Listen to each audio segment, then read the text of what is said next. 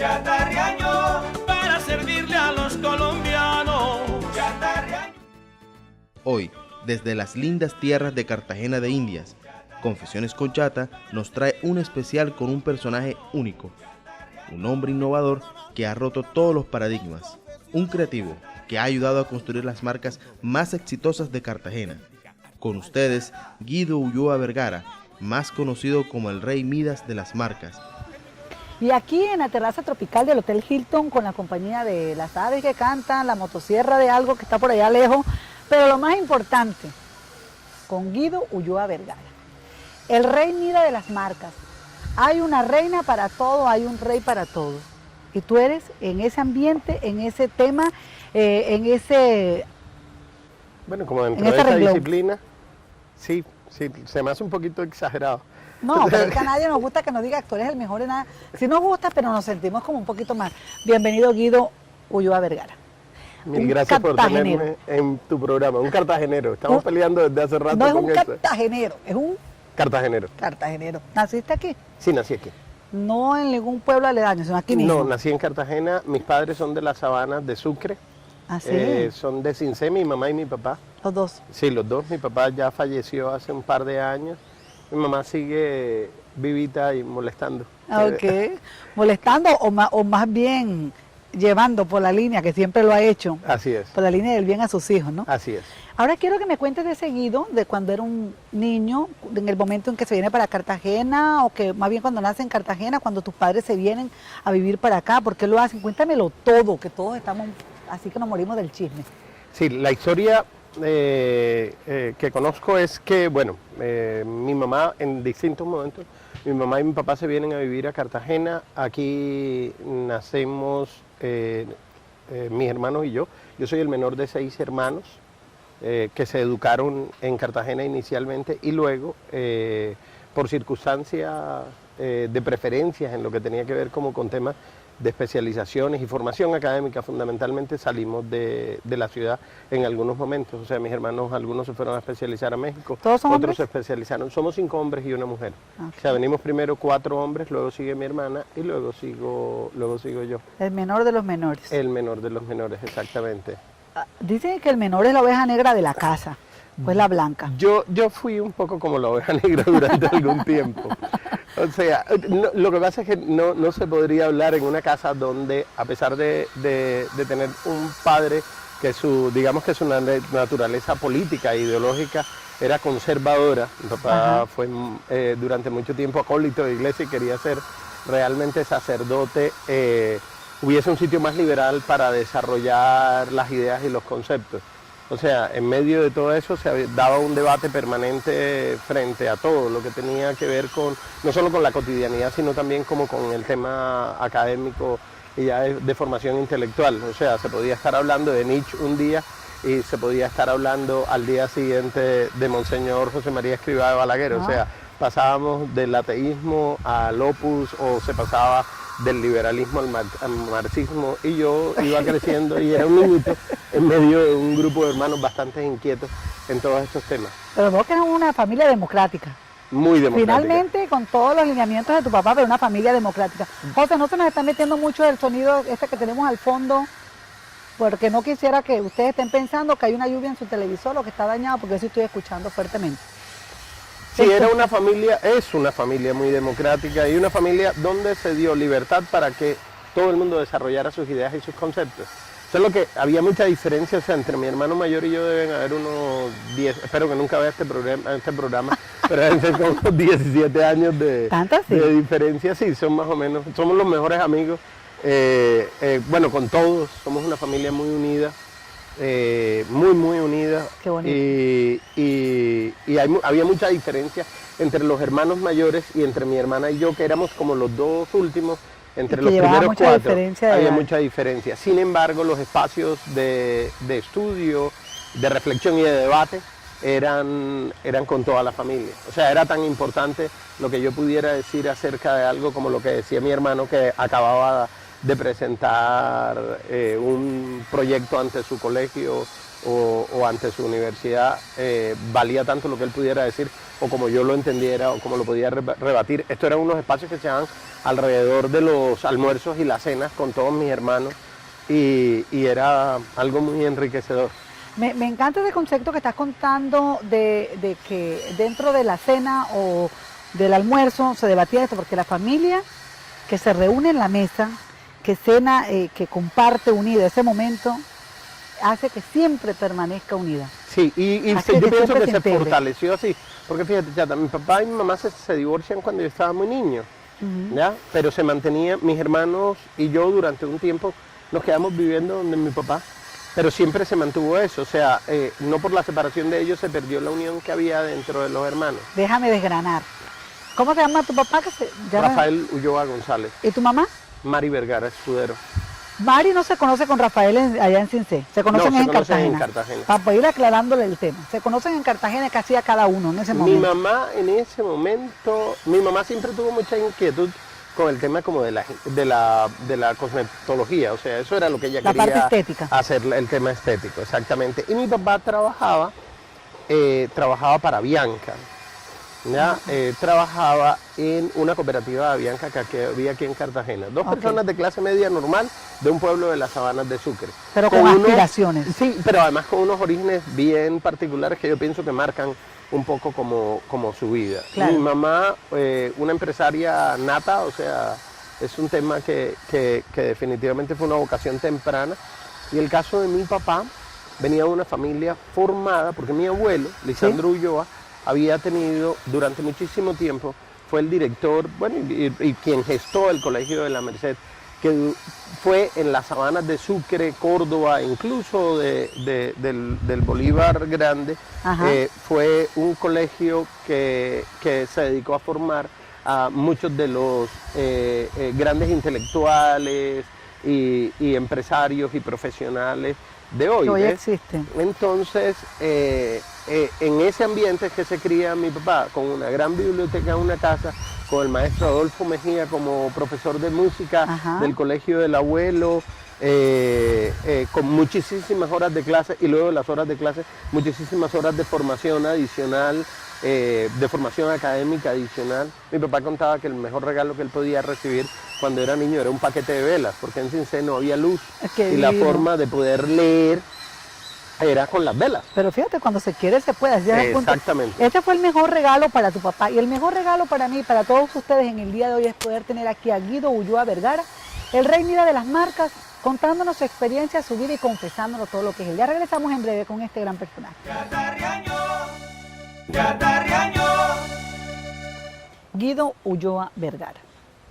Cuéntame, íbamos por esa parte del mejor regalo que le dieron a tu papá, aquella caja de velas, cada vez que le entregaban esto, de la formación que él tuvo, de la formación de tu mamá, que es más empírica, asumo yo que es así. Bueno, luego ella fue empírica hasta un momento, entra a estudiar cosmetología, luego se va a los Estados Unidos. ¿A dónde entra a estudiar cosmetología? Aquí en una escuela, no me acuerdo en este momento, pero luego se va a una escuela en los Estados Unidos. Mi papá apoya todo el tema. Ya estaban casados ellos dos. Ya casados, se va a estudiar a los Estados Unidos. Pero ya tenían sus ahorritos y todo para poder sacar adelante un viaje. Sí, no, fueron muy juiciosos con todo eso. De hecho, fíjate que nosotros siempre hemos pensado que se dio un muy buen equilibrio, porque en algún momento se pensó que la empresaria, que todo el tema del emprendimiento era por parte de mi papá, y que de mi mamá, perdón, y que mi papá había sido más la persona dedicada como a cultivar el tema intelectual. De hecho, mi papá se gradúa muy tarde. Y se gradúa muy tarde porque tienen un montón de hijos, él tiene que apoyar además a mi mamá. ¿Empezaron a tener hijos desde qué hora? ¿Desde qué edad? Mi mamá tenía 18 años cuando quedó embarazada de mi hermano mayor. Mi mamá muy pequeña, mi papá mucho mayor que mi mamá, por ahí unos 15 años tal vez, un poco más mayor que mi mamá. Y se dedica un poco como a fortalecer el tema del núcleo familiar, pero además como a colaborarle a ella para que ella desarrollara una empresa propia. Entonces mi mamá hace un salón de belleza que quedaba en la calle Sargento Mayor, muy cerca de Emisora Fuentes, que era por donde pasaban todas las estrellas que se presentaban en un radioteatro en ese momento. Entonces, o sea, que ustedes vivían en VIP viendo los artistas. Veíamos a Claudia de Colombia y a todas las cantantes de la época que pasaban primero por el salón de belleza y luego iban a cantar a Emisora Fuentes. Ajá. Mi papá, mientras tanto, trabajó durante mucho tiempo en Avianca y desarrollaron muchísimas iniciativas de emprendimiento. Yo creo que entre ellos dos hicieron todo lo que podía ser posible, o sea, tuvieron una fábrica de paletas, una librería, diseñaban ropa en algún momento. Mi mamá tuvo una fábrica allí cerca de una ciudad como esta, donde la afrodescendencia y además la belleza es algo que la gente, la afrodescendencia por un lado y luego el cultivo de la belleza, una fábrica de alicer en un pueblo como Cartagena o en una ciudad como Cartagena, podía generarle algunos ingresos importantes a ellos. Claro. Entonces eso fue lo que hicieron. Entonces iba mejorando la durante situación mucho tiempo. económica cada día Iba más. mejorando su condición Ya te podían tener económica más y hijos. además, sí, me imagino que sería para poder tener más hijos porque fuimos 6, pero además de eso lo interesante fue la forma como lo hacían.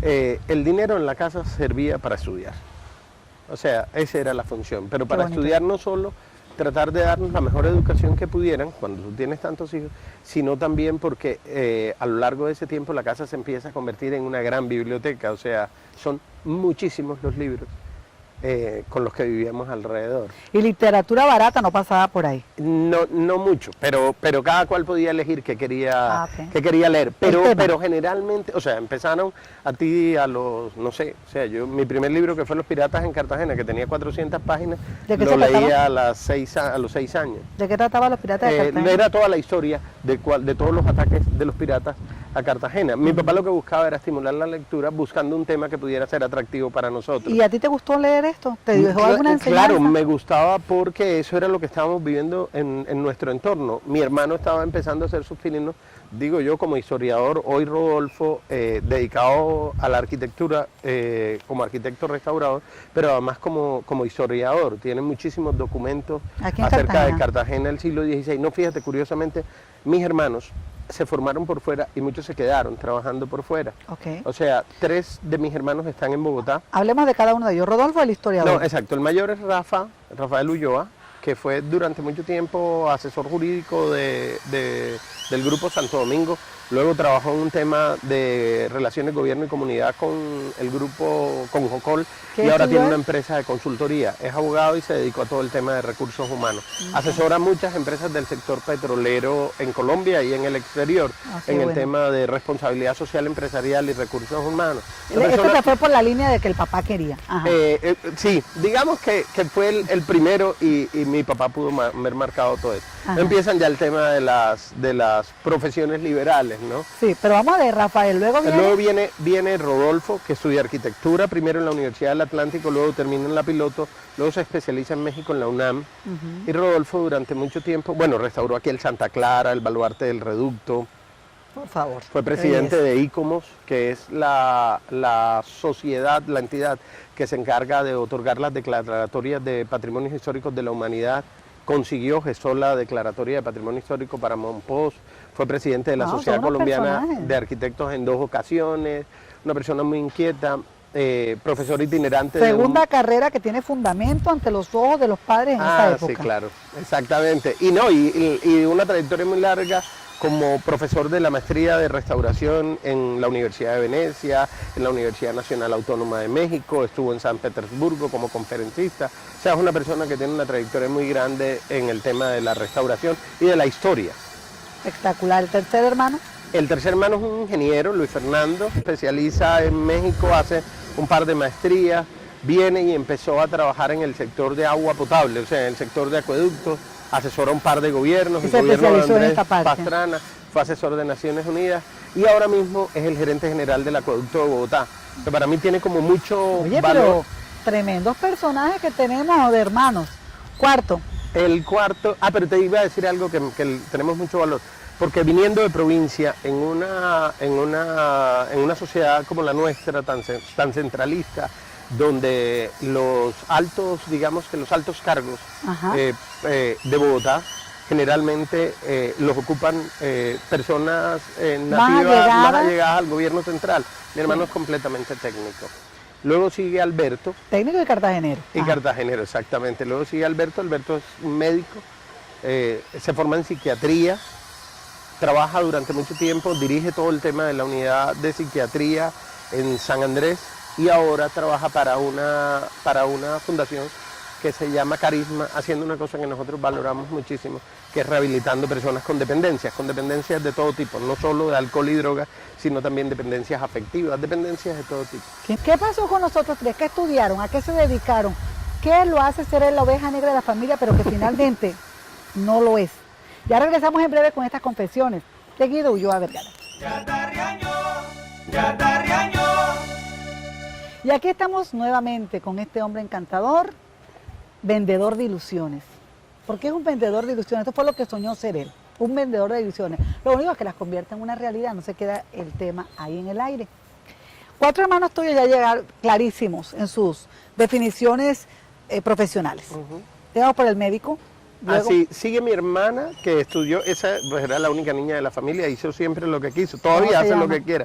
Rebeca está, en estos momentos está recorriendo Europa con mi mamá, debe estar en un crucero en la mitad del Mediterráneo. Rebe estudió música en México, se dedicó luego a los idiomas y hoy se dedica como a tener una muy buena vida con mi mamá. Pero ya esto es cuando empieza la definición de otras carreras, ya esto es otro ciclo. Ah, sí, claro, ahí los 2 menores tuvimos la oportunidad de decidir, bueno, los mayores también libremente, pero es cuando empezamos a decidir cosas como distintas a lo que eran carreras tradicionales. Rebeca, cuando se va mi familia, porque se va mi mamá con su esposo, Orlando Navarro, un médico que se fue a especializar en cardiología, se fue mi mamá, su esposo, y se fueron 3 de mis hermanos. Ajá. Se fue Luis Fernando a especializarse en la UNAM, se fue Rebe, que quería estudiar música, y Rodolfo, que quería también especializarse en restauración.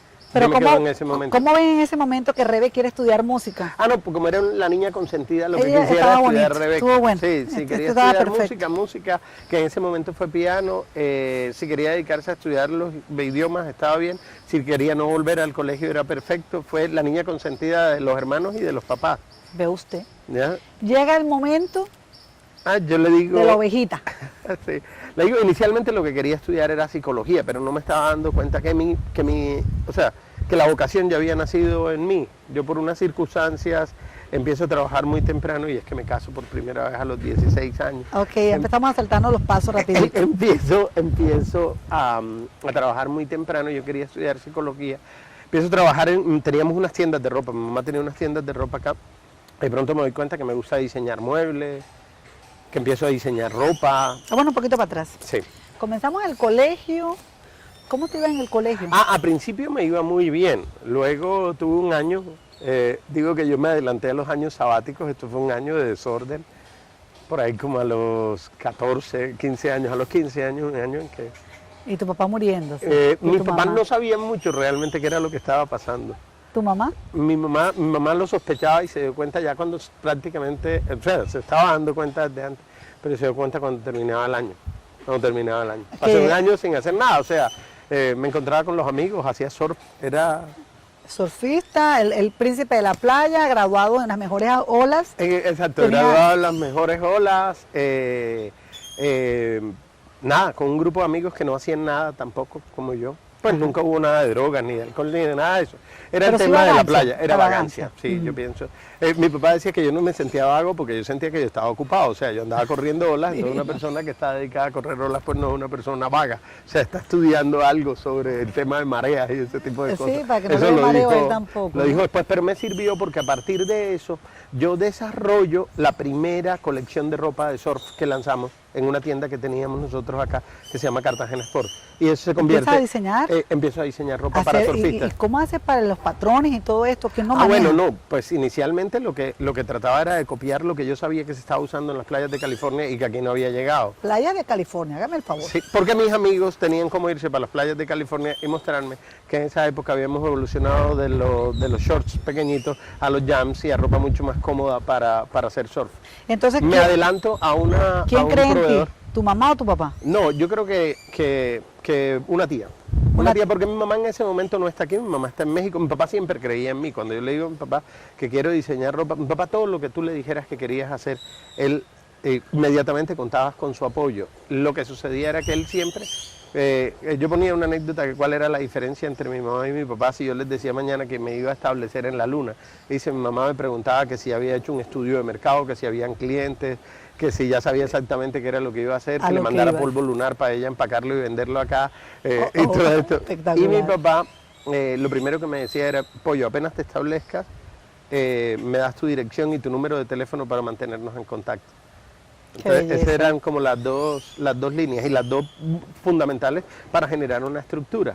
Entonces, diseño, hago la primera colección de ropa para surf, me va muy bien, ya, lo hago con dinero prestado y con una ¿Quién te modista, presta dinero?